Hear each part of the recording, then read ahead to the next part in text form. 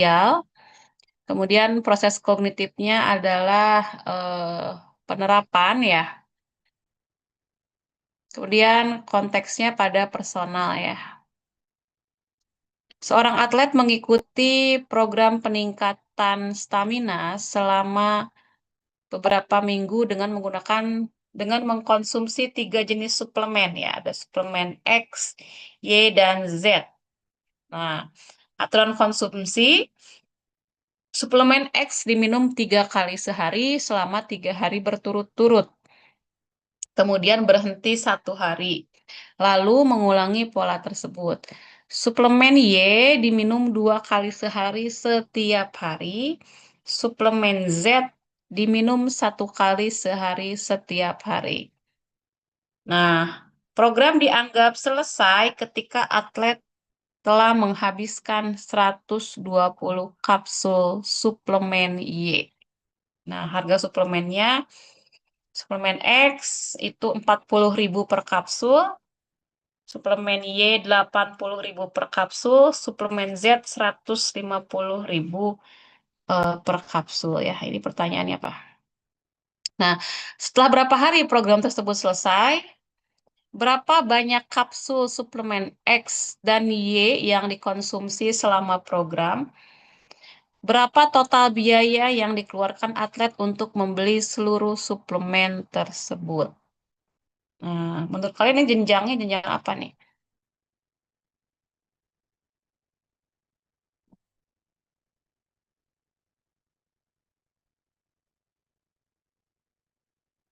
SMP, SMA, atau SD?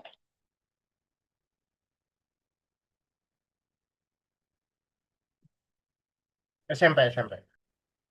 SMP. Kang Putra gimana bisa menyelesaikannya?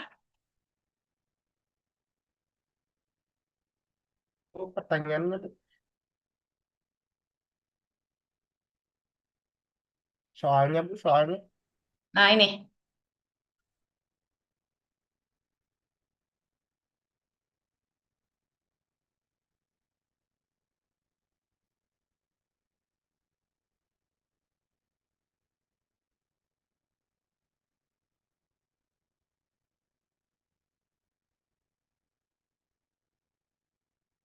soalnya, ini kondisinya.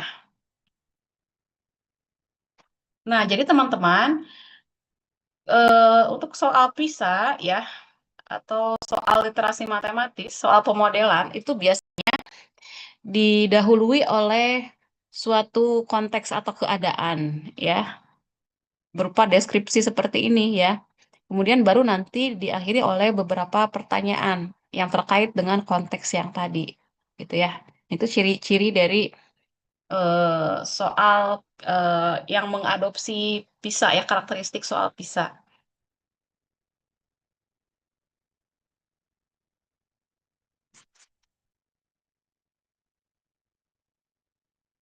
Gimana Kang Putra mau dihitung dulu?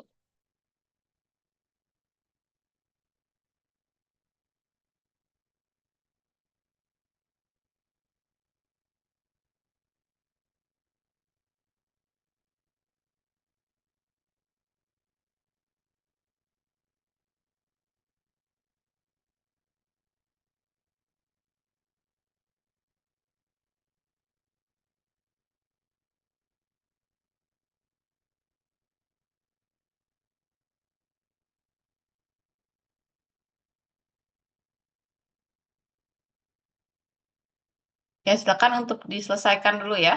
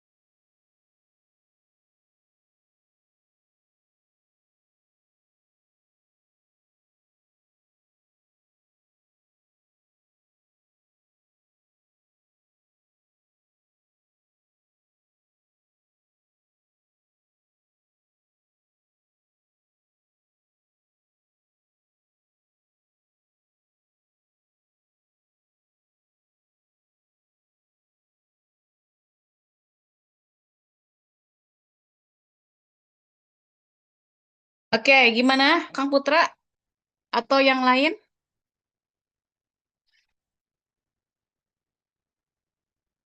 Coba saya tanyanya ke siapa ya? Ke Desanti Mariam. Nah, kira-kira kalau menemukan soal ini, apa yang dilakukan terlebih dahulu?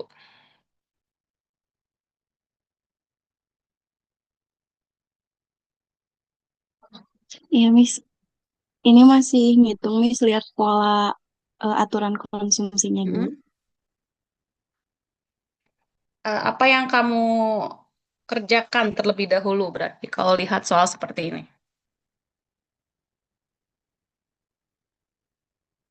Pola aturan konsumsinya, Miss. Soalnya tiap tablet dimakannya beda gitu. Gimana? Ini koneksi internetnya kurang stabil. Gimana bisa diulangi? Ini lagi ngitung aturan konsumsinya, Miss. Soalnya eh, cara makan tiap Hmm, tabletnya kayak ada polanya gitu. Masing-masing beda. oke.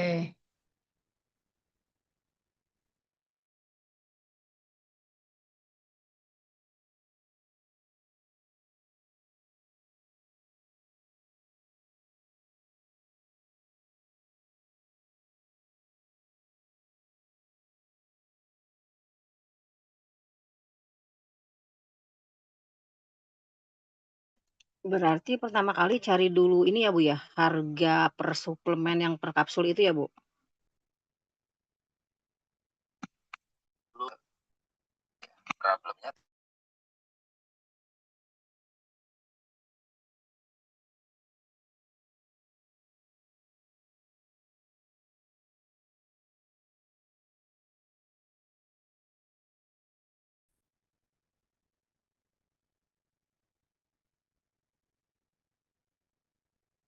Pertama cari waktu rentang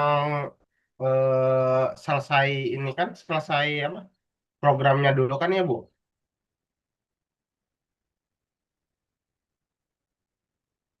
Hmm, Pertamanya terus? cari rentang selesainya dulu berapa waktu maksimal selesainya. Dikarenakan ini ada 120 kapsul suplai Y, maka kita bagi dua aja 120. Jadi 60 berarti 60 hari ini selesai 60 hari.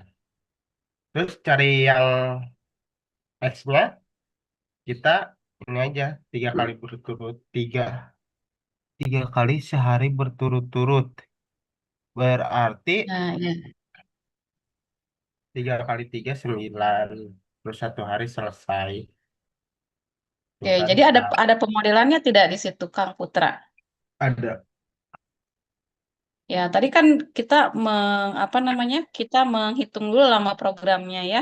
Itu Ya, bersesuaian dengan kapsul yang suplemen Y, dapat 6 hari ya. ya. Nah Nah, ini kan juga suplemen 120 X bagi dan Z, dua. ya, Z itu satu kapsul per hari, berarti Z-nya 60 enam kapsul puluh ya. Jadi kan berturut-turut ini ya, tidak bisa diselesaikan sebelum kita mencari jumlah hari gitu ya. Nah, polanya tadi ya, 3 hari minum berarti 9 minum, kapsul, hari satu hari berhenti. berarti tidak minum sama sekali, satu siklus 4 hari 9 kapsul. Maka diperoleh 15 kali 9 siklus, 135 kapsul X ya, yang dietnya tadi sudah diketahui ya, 60 kapsul. Nah, kemudian yang Y Y-nya 9, total biayanya ya, yang X dikali hari 40.000 masing-masing kapsul, harganya yang Y 80.000 dan yang Z 150.000 ya. Nah, sebetulnya soal ini tidak mengharuskan kita hafal rumus, betul kan? ya, nggak terlalu. Enggak, ya Ya, rumus ya, apa? ya, ya. Tidak kan? Tidak ada. Nggak ada rumus nggak ada. Tidak ada yang perlu Hanya kita. mengatip polanya saja gitu. Ya, karena Eh, ini hanya ini objektifnya apa gitu. karena soal yang seperti saya bilang ya, soal PISA, soal pemodelan itu meminta kita untuk menerjemahkan dan melakukan penalaran matematis, ya, atau reasoning, mathematical reasoning gitu ya. Jadi sebetulnya orang yang ini kan dalam in the daily life ya, dalam kehidupan sehari-hari begitu ya. Ini tidak menuntut kita untuk menghafalkan integral, diferensial gitu ya, atau rumus-rumus matematis yang lain, begitu ya. Nah, kemudian juga ini dibutuhkan suatu pemodelan. Nah, teman-teman, saya lihat kalian membuat 2 sampai 3, ada yang 2 juga ya. Nah, tapi untuk project ya, untuk project saya harapkan kalian bisa membuat minimal 5 ini ya, 5 problem atau 5 soal ya yang nanti akan dilakukan uji coba tes ya, tes uji coba kemudian dianalisis tiap butir soalnya ya. Sebentar saya share screen dulu.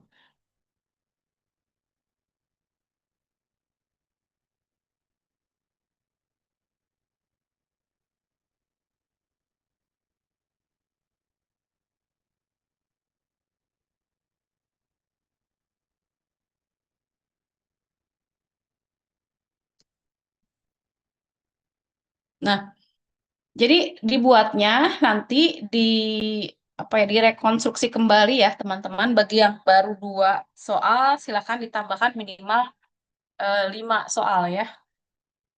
Nah, kita tentukan indikator kemampuannya. Kan kemampuan modeling yang kita ini kan ya, yang kita buat. Modeling itu ada apa? Sebelum employ itu apa? Formulate ya. Formulate, ada employ dan ada interpret. Merumuskan, menggunakan dan menginterpretasi ya. Nah, silahkan kalian menggunakan indikator tersebut. Ya, jadi indikatornya adalah indikator literasi matematis yang secara partikular ya mencakup ke pemodelan matematis ya. Jadi ada 3 tadi. Nah, ini nanti silakan indikator maaf, indikator literasi matematisnya atau pemodelannya disimpan di sini. Misalkan tadi itu penerapan ya. Penerapan itu bisa masuknya ke formulate employ ya, ke employ. Employ atau menggunakan. Nah, kemarin sudah saya berikan PPT juga ya untuk ketiga aspek proses pemodelan matematis itu ada indikator masing-masingnya. Jadi silakan dibuat ke dalam bentuk tabel seperti ini ya. Nah, kalau kalian mengambil formulate, formulate itu kan ada banyak juga indikator subindikatornya ya. Jadi silakan dimasukkan ke dalam tabel kisi-kisi seperti ini. Nah, kemudian tabel, kemudian soal, dan kalau bisa di sini ada jawabannya ya. Ada jawaban, kemudian ada skor. Nah, jadi membuat eh, merekonstruksi soal yang kemarin yang baru 2 ya, 5 soal, kemudian buat dalam bentuk kisi-kisi ya, seperti kalian membuat instrumen untuk penelitian gitu ya. Nah, nanti ditambahkan di sini jawaban dan juga skornya ya. Nah, 1 indikator boleh 2 soal boleh silakan ya.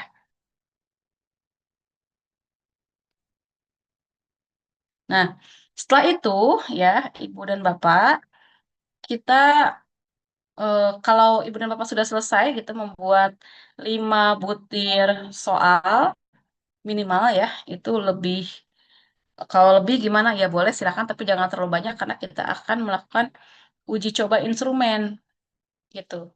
Nah, kenapa kita harus lakukan uji coba? Ya jelas ya, karena kita akan melihat sejauh mana instrumen tersebut apakah valid, kemudian reliable, kemudian bagaimana daya pembedanya, dan juga bagaimana tingkat kesukaran ya atau level of difficulty. Nah, jadi teman-teman semua tadi ya tugasnya membuat kisi-kisi dalam bentuk tabel. Kemudian kalau sudah selesai uji coba instrumennya gitu ya. Nah, nanti pertemuan berikutnya adalah eh, kalian apa namanya melakukan analisis butir soal ya. Apa yang dilihat itu validitas, reliabilitas, kemudian daya pembeda dan juga tingkat kesukaran. Itu ya teman-teman. Nah, kita bahas sedikit lagi ya.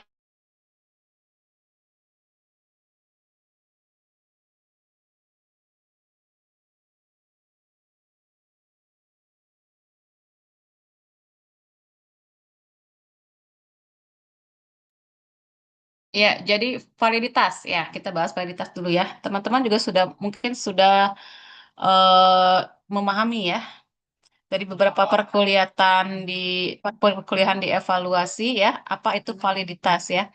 Jadi validitas itu adalah suatu ukuran yang menunjukkan tingkat kevalidan atau kesahihan. Jadi mengukur apa yang seharusnya diukur gitu ya. Jadi satu alat ukur itu dikatakan valid apabila alat ukur tersebut benar-benar mengukur apa yang akan diukur. Ya, jadi eh, prinsip validitas itu pengukuran atau pengamatan yang berarti prinsip keadaan instrumen dalam mengumpulkan keandalan, maaf ya, dalam mengumpulkan data.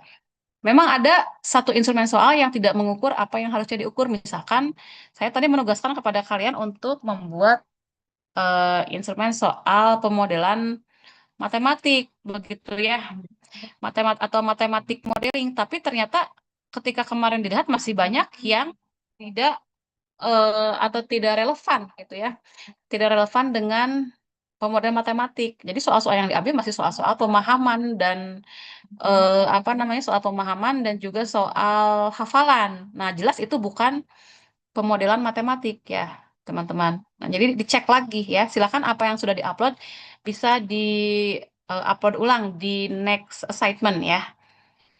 Nah, jadi validitas itu adalah mengukur apa yang seharusnya diukur. Jadi mengukur ketepatan ya, tepat atau tidak ya. Contohnya lain, tadi saya tanyakan ini untuk jenjang apa gitu ya. Misalkan tadi jenjangnya SMP, diuji cobakan ke siswa SD. Nah, jelas kan tidak valid ya. Hasilnya pun kan akan jelek gitu ya. Hasilnya mungkin nilainya nol semua siswa itu. Ya, kalau kita uji cobakan kepada siswa yang memang bukan subjeknya, berarti soalnya tidak valid gitu ya. Nah, itu yang pertama validitas. Nah, teman-teman, ada beberapa jenis validitas ya. Ada validitas teoritik dan ada juga validitas empirik. Nah, validitas teoritik biasanya kita sebut sebagai validitas isi ya, nama lainnya atau content validity. Nah, ini kesahihan instrumen terkait materi ditentukan oleh pakar yang berpengalaman. Jadi ada ahlinya gitu ya. Jadi kalau kalian mengecekkan hasil apa namanya instrumen kalian kepada dosen pembimbing ya, itu namanya validitas isi. Nah, kemudian ada validitas muka. Ini kesesuaian antara tingkat kesukaran butir tes dengan tingkat kelas siswa. Nah, biasanya validitas muka ini diberikan kepada guru yang sudah berpengalaman. Jadi dicek dulu ya, atau face validity biasanya namanya ya. Ini kira-kira soalnya itu relevan atau tidak dengan peserta didik. Bagaimana terkait dengan bahasanya, bagaimana tentang kedalaman materinya. Nah, jadi ini disebut sebagai phase validity. Kemudian ada validitas konstruksi, ya. Jadi alat ukur atau instrumen memiliki kesesuaian karakteristik konstruksi secara psikologi ya, ditimbang oleh ahli psikolog biasanya ya. Tapi kita biasanya hanya sampai kepada content validity dan phase validity. Nah, kemudian ada validitas empiris ya. Nah, kalau karena empiris berarti ini diuji berdasarkan pengalaman di lapangan ya. Biasanya instrumennya diuji melalui metode statistika. Nah, nanti dianalisis validitas internal dan validitas eksternalnya. Jadi, kalau Ibu dan Bapak di sini mengujikan instrumen ke siswa, begitu ya, ini namanya validitas empiris ya.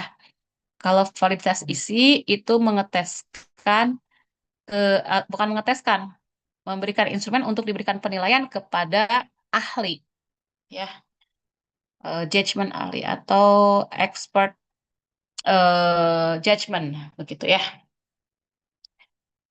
Nah, biasanya kita menggunakan rumus ini ya untuk eh, validitas empiris ya. Kalau tes uraian itu pakai korelasi produk momen dari person ya. Tapi kalau kalian atau ibu dan bapak menggunakan soal pilihan banyak ya atau pilihan ganda, ini biasa menggunakan uji korelasi biserial. Nah, ini ya rumusnya. Ini biasanya yang RxY atau product moment person bisa kita temukan di Excel ya, Ibu Bapak. Tapi lebih mudah kalau kita kerjakan di SPSS ya. Produk moment person itu biasanya kita apa namanya? Kita gunakan rumusnya itu untuk melihat korelasi ya, korelasi dan regresi. Tapi di sini ternyata bisa digunakan untuk mengukur validitas ya dengan RxY-nya adalah koefisien korelasi, kemudian N-nya sebagai banyak siswa, ya, kemudian X-nya sebagai skor tiap item soal, Y-nya ini, Y-nya, Y kecil ya, sebagai skor total, ya. Nah, interpretasinya biasanya ini yang kita gunakan dari 8 sampai 1, kualitas tinggi, kemudian dari 0,6 sampai 0,8 MAP sangat tinggi, dari 0,6 sampai 0,8 kualitas tinggi, dari 0,4 sampai 0,6 kualitas sedang, dari 0,2 sampai 0,4 rendah, 0 sampai 0,2 sangat rendah, dan kurang dari 0 itu tidak valid ya. Nah, barangkali ini juga membutuhkan untuk melengkapi bab 3 ya di skripsi ya. Jadi ini untuk interpretasi dari korelasi ya. Nah, yang kedua adalah reliabilitas. Nah, kalau tadi eh, validitas itu untuk mengukur ketepatan, nah di reliabilitas ini untuk mengukur ketetapan. Ya, jadi tetap atau tidak kalau kita berikan soal itu kepada subjek yang berbeda di waktu yang berbeda. Kalau tetap, berarti dia reliable gitu ya teman-teman. Contohnya, misalkan kita berikan satu set soal kepada siswa di satu SMP, misalkan SMP 1 Bandung ya. Kemudian di hari berikutnya kita itu hasilnya rata-ratanya demikian, kemudian interpretasinya demikian ya. Kemudian kita teskan lagi ke sekolah sebelahnya misalkan ya. Nah, ternyata hasilnya itu berbeda ya. Nah, berarti itu instrumennya tidak reliable gitu ya. Jadi reliabilitas suatu tes itu seberapa derajat tes mengukur secara konsisten sasaran yang akan diukur. Jadi satu tes itu dikatakan reliable jika dapat memberikan hasil yang konsisten. Ya bahasa lainnya ajek gitu ya. Dilakukan secara berulang kepada subjek yang sama atau beda gitu ya dengan orang yang berbeda, waktu yang berbeda dan tempat yang berbeda gitu ya. Nah, ilustrasinya sebuah tes diberikan kepada sekelompok mahasiswa ya, kemudian setelah 1 bulan kembali diberikan tugas menggunakan soal tes yang sama gitu ya. Nah, kalau apabila skor-skor kalian itu sama ya, maka reliabilitasnya itu akan tinggi gitu ya, ketetapannya tinggi. Nah, ini biasanya kita menggunakan Cronbach alpha ya untuk mengukur reliabilitas dari instrumen yang bentuknya uraian. Tapi kalau Ibu dan Bapak menggunakan tes pilihan banyak, itu menggunakan rumus KR20 ya. Nah, biasanya ada Anates di sini yang pakai Excel, jadi kita tidak perlu repot lagi untuk input ya, rumus ya. Cronbach alpha. Nah, bagaimana dengan derajat reliabilitasnya? Kalau skornya atau koefisien reliabilitasnya 0,9 sampai 1 itu sangat tinggi.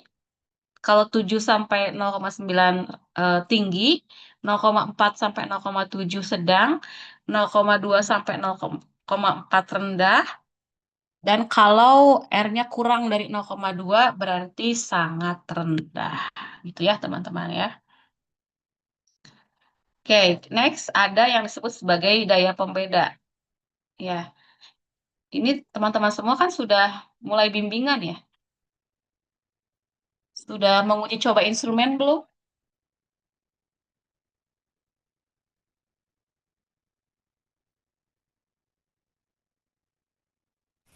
Belum, Atau Ibu. belum? Belum, Ibu, belum. Atau belum membuat instrumen? Ibu membuat Ibu. Sedang membuat. Nah, bisa jadi nanti kalian menggunakan soal ini ya sebagai instrumen yang sudah valid ya. Oke. Nah, apa itu daya pembeda ya? Suatu alat tes yang baik itu ternyata harus bisa membedakan antara siswa yang berkemampuan rendah dengan yang kemampuan tinggi gitu ya. Jadi misalkan saya punya satu butir soal nih ya. Satu soal ini dikerjakan oleh siswa yang kemampuannya tinggi dan siswa yang kemampuan rendah ternyata hasilnya sama ya. Bisa sama-sama jelek, bisa sama-sama bagus atau sama-sama sedang gitu ya. Nah, kalau ini terjadi, otomatis nilai daya pembedanya itu akan kecil ya. Jadi kalau misalkan siswa yang pintar itu rata-ratanya lebih tinggi daripada yang kurang gitu ya, ketika saya memberikan satu set soal, nah berarti daya pembedanya itu baik gitu. Nah, kalau satu soal tidak bisa dikerjakan oleh dua-duanya, nah berarti kan daya pembedanya jelek. Ini akan berpengaruh kepada indeks kesukaran. Ya, indeks kesukarannya berarti sangat sukar gitu ya. Oleh karena itu membuat soal jangan terlalu sukar walaupun nanti eh daya pembedanya pun akan jelek gitu ya. Nah, daya pembeda itu rumusnya ini ya, JBA dikurangi JBB dibagi JSA dibagi SMI ya. Jadi nanti mengelompokkan ya kelompok atas dan kelompok bawah. Biasanya kelompok atas itu 25% dari kumpulan siswa gitu ya, yang nilainya atas, kemudian yang bawah 25% dari jumlah siswa yang kemampuannya rendah ya. Nah, ini SMI-nya adalah skor maksimum ideal. Paling gampang ya untuk menghitung daya pembeda itu ya, cukup menggunakan Excel dan rumus biasa. Nah, daya pembeda ini untuk yang tes uraian.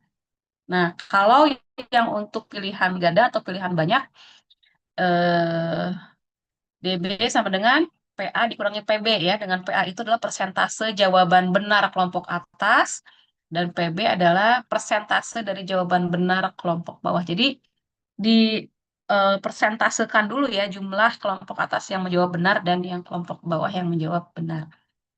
Oke, itu ya. Nah, interpretasinya, eh nah, kalau DP-nya 0,00 berarti sangat kurang. Jadi dia tidak bisa, soal tersebut tidak bisa membedakan mana yang kelompok atas dan mana yang kelompok bawah gitu ya. Kemudian 0,00 sampai 0,2 itu kurang, 0,2 sampai 0,4 cukup, 0,4 sampai 0,7 baik, 0,7 sampai 1 itu sangat baik. Ya. Nah, yang terakhir adalah indeks kesukaran, teman-teman ya. Nah, jadi untuk apa indeks kesukaran itu? Untuk mengetahui apakah soal tersebut tergolong mudah, sukar, atau biasa-biasa saja ya, sedang-sedang saja gitu ya. Nah, jadi ada dua juga rumusnya. Ini untuk tes uraian, ya ini untuk yang pilihan ganda. Ya, jadi kalau satu butir soal itu dikatakan sangat sukar, ya berarti kelompok atas dan kelompok bawah tidak dapat mengerjakan gitu ya. Oleh karena itu nanti daya pembedanya pun akan jelek gitu ya. Nah, jadi jangan membuat soal yang terlalu mudah atau terlalu sukar ya. Nah, ini untuk interpretasinya ya, teman-teman. Nah, contohnya ini ya, analisis apa namanya? Atau ini nantilah di pertemuan berikutnya supaya tidak ini, jadi kalian ditugaskan untuk apa namanya? merekonstruksi apa yang sudah diupload, ya tugas yang sudah diupload untuk dijadikan sebuah draft instrumen utuh, ya minimal 5 soal. Jangan lupa indikatornya adalah pemodelan matematis yang 3 itu, ya. Jadi di mana tadi? Di sini, sebentar saya slide lagi. Nah, nanti kan bentuknya seperti ini ya, Ibu dan Bapak. Nah, indikator modelingnya apa? Jangan lupa di sini juga dimasukkan kontennya apa, konteksnya apa, begitu ya, di kolom yang indikator. Oke, bisa dipahami tidak? Bisa ya. Nah, mungkin nanti ketika kita menguji cobakan ke siswa gitu ya, soalnya itu akan ketika kalian menganalisis butir soal akan kaget gitu kok pada jelek semua gitu hasilnya. Ya mungkin saja terjadi karena siswa kan tidak terbiasa dengan soal-soal yang saya tampilkan misalkan seperti tadi ya yang kalian buat gitu ya. Nah, oleh karena itu mungkin kalian bisa uji cobanya di SMA ya atau di SMP gitu ya minimal ya. Kalau di siswa SD yang tadi nampaknya akan kesulitan karena soal PISA itu biasanya dikerjakan oleh anak usia 13 sampai 15 tahun begitu ya. Ada yang tanyakan dulu terkait dengan tugas? Ibu, maaf mau nanya, kalau misalnya bentuk filenya, Bentuk filenya Word.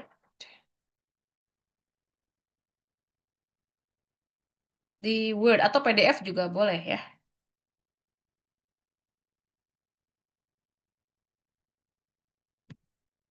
Nah, jadi minggu depan itu belum sampai ke Ibu izin bertanya.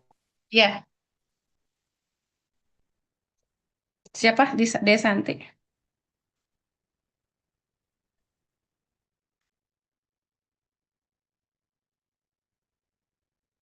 Gimana? Ibu tadi kan kalau di contoh ya nggak ada yang menggunakan rumus. Mm-mm. Sebenarnya pakai rumus juga nggak apa-apa, tapi tidak yang Kalau terlalu misalkan kompleks ya. eh, ngambilnya kayak materi ada yang bangun datarnya contohnya itu kan ada rumus dulu nggak apa-apa. Iya, boleh. Bangun data nah, misalkan kaitannya dengan luas permukaan. Boleh, silahkan.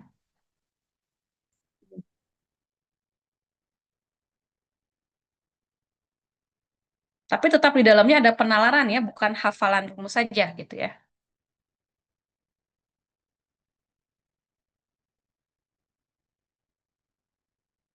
Oke, ada lagi yang lain?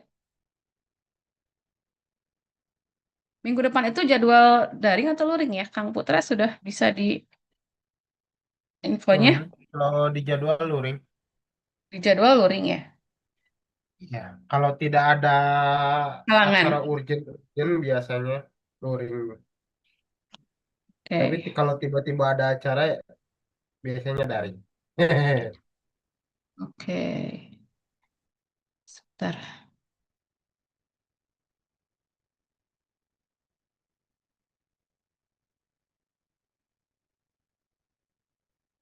Ini Putra ada ya. Siti Ramadan skip.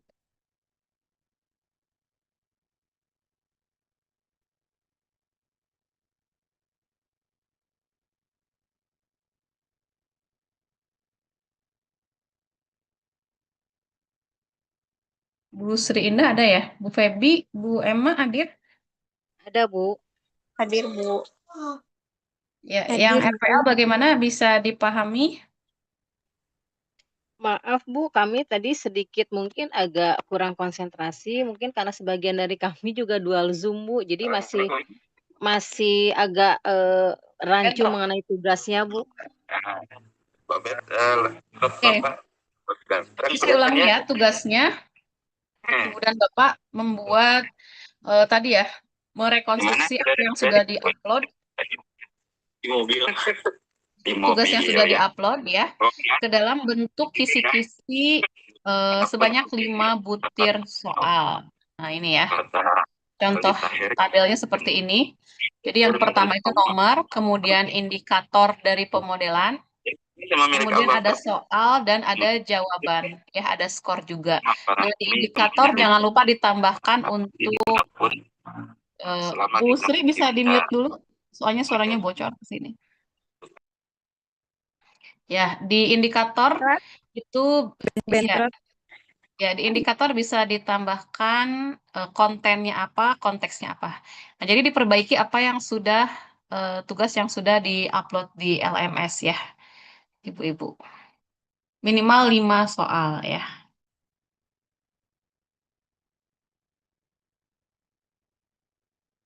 Ya, ada lagi, Kang Raihan? Tidak ada yang tanyakan? Deadline-nya kapan, Ibu? Minggu depan. Baik, Ibu. Jadi minggu depan harus sudah siap untuk presentasi masing-masing ya. Kalau sudah Baik, oke, Ibu. nanti boleh uji coba soalnya. Dia harus pakai Baik, gambar. ya, pakai ilustrasi maksudnya? Ya Ilustrasi. boleh, Oh iya. ya boleh di soalnya pakai ilustrasi boleh. Ya, jadi soalnya ya bisa diadaptasi dari soal-soal PISA yang sudah kita bahas sebelumnya ya. Baik, Ibu. Terima kasih, Bu. Ya, baik, saya tutup ya. Masih ada 30 menit lagi bisa digunakan untuk diskusi ya teman-teman ya. Saya tutup. Assalamualaikum warahmatullahi wabarakatuh. Waalaikumsalam warahmatullahi wabarakatuh. Terima kasih, Bu. Terima kasih, Bu. Terima kasih, Bu.